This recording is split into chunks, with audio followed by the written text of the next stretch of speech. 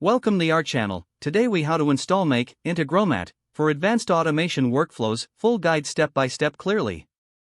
To begin, open your web browser and navigate to the Make website. Once there, look for the Get Started button and click on it. You may need to sign up for an account if you don't already have one. Fill in the required information, including your email and password. After registration, check your email for a confirmation link from Make. Click the confirmation link to activate your account.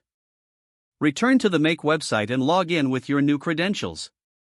Now, explore the dashboard to familiarize yourself with the layout. To install Make, locate the Templates section on the left sidebar. Browse through the available templates or use the search bar for specific functionalities. Once you find a template that suits your needs, click on it to open the Details page. On the template page, click the Use this template button. You will be redirected to a workflow editor. Here, you can customize the template to fit your specific automation requirements. To add new apps to your workflow, click on the Add button. Select from the list of available apps or search for specific ones in the search bar. Connect each app by following the on-screen prompts to set up authentication. Once all apps are connected, begin to configure the triggers and actions for your workflow.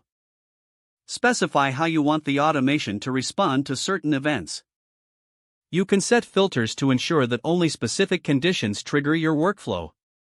After setting up your workflow, click the Save button to preserve your changes. To run your workflow, click on the Activate button.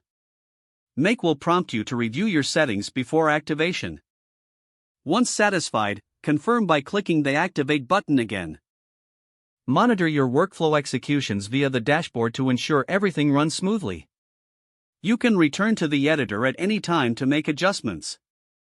As you grow familiar with Make, consider exploring advanced features and integrations.